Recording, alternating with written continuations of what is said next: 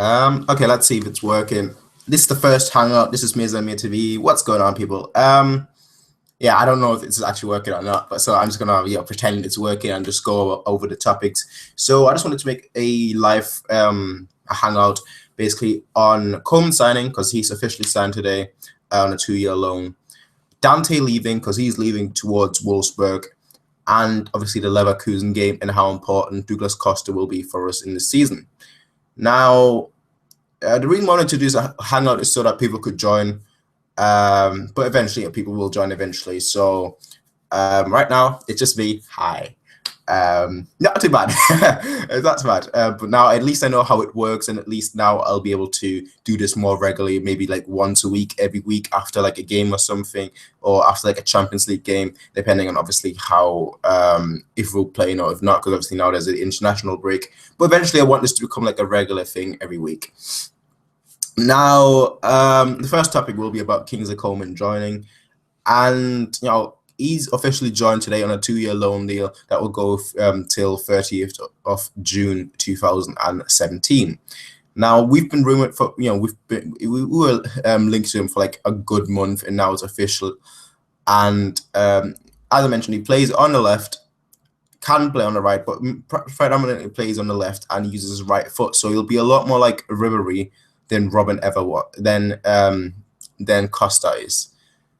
Now he's still kind of rough, like he's still kind of raw. So I wouldn't expect him to be, I wouldn't expect him to shine straight away. But I think that he'll have the potential to overall be a great asset to the team.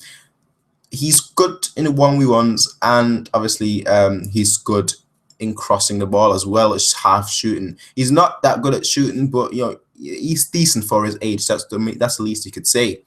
So Kingsley Coman joining is a great addition to the team, and obviously we'll see how far he goes. So the speculated transfer, the speculated transfer sum that we're paying is 7 million for 2 years, plus 21 million if we end up buying him. And I think that's a great fee, because with 2 years training with one of the best coaches in the world, and Pep Guardiola for at least 1 year, we don't know if he's going to leave or not.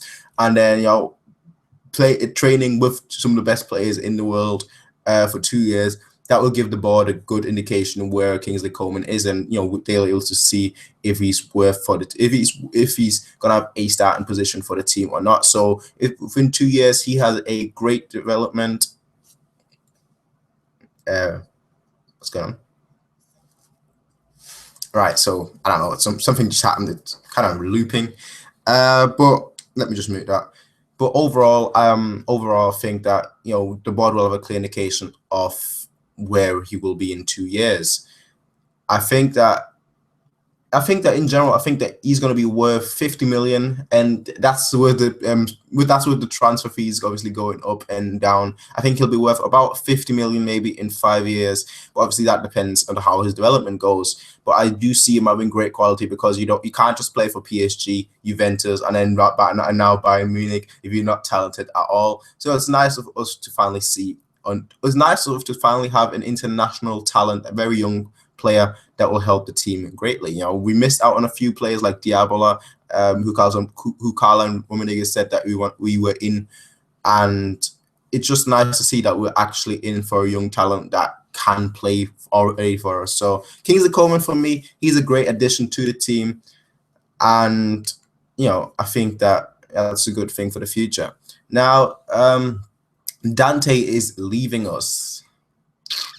I personally like Dante. I personally, obviously he hasn't been playing great lately, but I like Dante as like the kind of person in the dressing room. I liked him because he was, he was kind of the motivator. He was a little bit like Rafinha, and it was often said that him and Rafinha, they were just like the funny guys in the dressing room that that made everything happy for the players. So having these kind of players in the team is great, but obviously now he's leaving. He wants to have playing time, which is understandable. So he's going off to Wolfsburg. So at this point, all I can say is, well done, Dante. Thank you for everything, and I wish you luck in the future.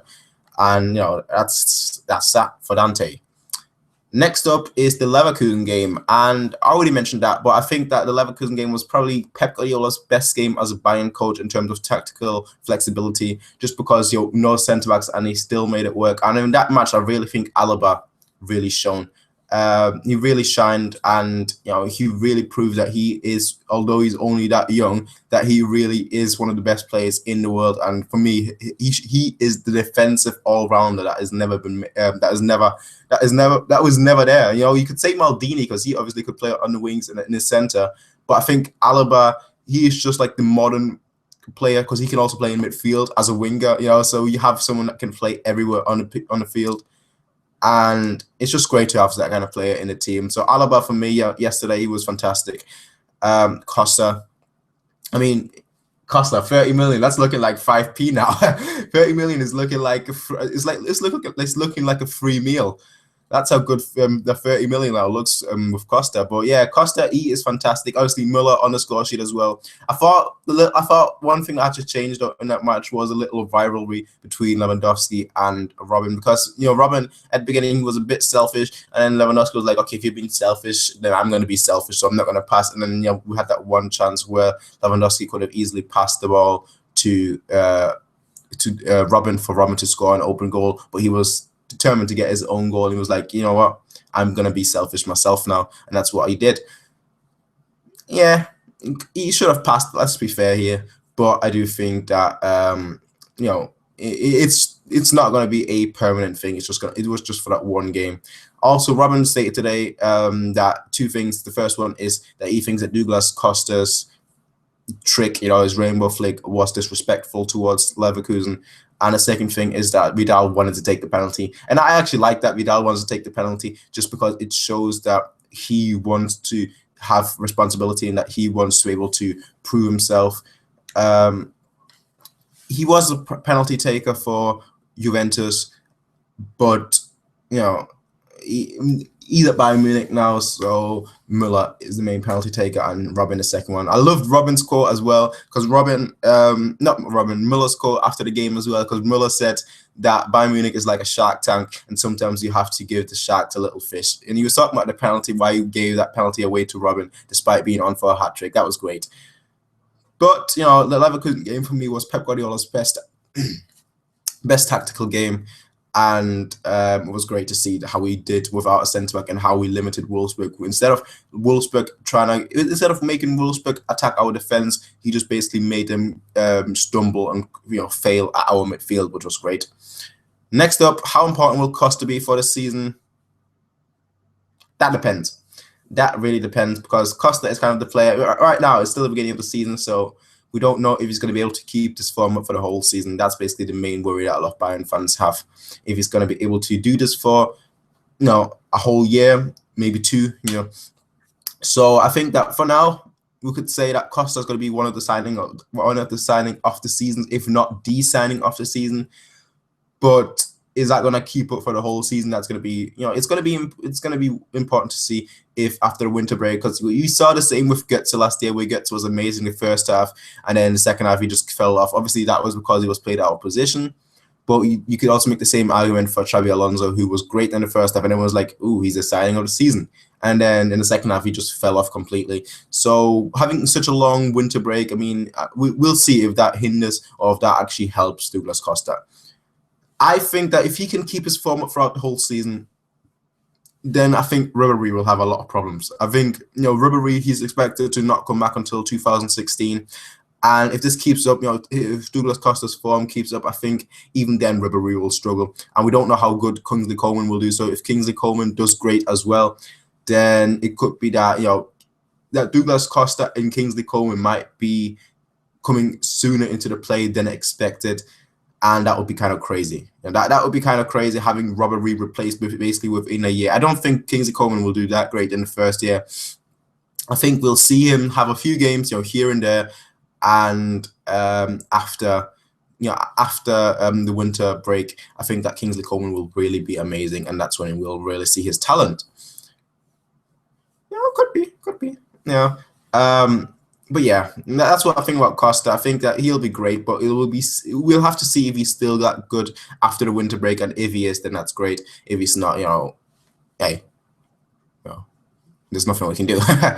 But overall, what do I think are our chances? Dortmund is doing really well right now in the Bundesliga, so we're still second right now, just by goal difference, just by 1 goal. But I think our main rivals will be Dortmund and Leverkusen for this Bundesliga season.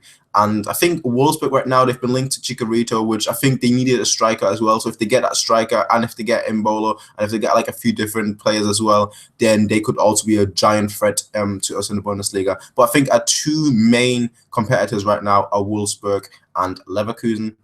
And I think Dortmund, our 2 main competitors are Leverkusen and Dortmund. And I think that if we kind of stopped Leverkusen already, so now basically our whole goal is to not concede, not lose any matches. And if that's the case, then we will go on and we will fight, for the first and second place. And once we play Dortmund, and if we beat them, then we'll be first. So it will all depend on how Dortmund do, because I think we are basically guaranteed to win most of our games just by the quality of our squad and the fact that we don't like losing. We want to win. So I think that Dortmund and Leverkusen, they will be the 2 main competitors for us. But I do see us winning the Bundesliga. The DFB Pokal, that's always difficult to say because, one bad game and you're out, and that's just the way it is. But the Champions League, I think we'll pass our group. I think Arsenal's the only team that we should fear, and not fear, but the only team that we should have respect for in terms of, we shouldn't overplay. But, besides that, I think that the season's going to be great. I think this season's going to be one of the best. We've made the right signings, in my opinion. We've got everything that we wanted. Yes, we have sold a centre-back, and we don't have another centre-back. And we have injury-prone centre-backs. But nonetheless, they are coming back, and they will eventually come back. And they will eventually help us. And it's better for them to come back at the end of the season than the start of the season, just because at the end of the season, that's when the prizes are being given out and not the beginning. So that's just my opinion. For now, we have Alaba, and obviously Boateng will come back next game. Benatia was, I heard that today that Benatia is supposed to come back after the international break. So according to that, he should be back in 2 weeks. I don't know how credible that is. I think I saw it either on Twitter or on TV, but one of those 2, like Benatia is supposed to come back soon. Boateng is going to be back, and with Alaba there, that's going to be great. I also like that Pep Guardiola played Dante yesterday, just because it's a little bit of respect to have your player have a last match before he leaves. And thank you, Dante. That's basically I can say. Thank you, Dante. Welcome, Coman, and let's go for the season. As always, this was MiaSanMiaTV. Rate, comment, favorite, and subscribe. Peace out. I hope you can join us next week on MiaSanMiaTV Hangout. Bye.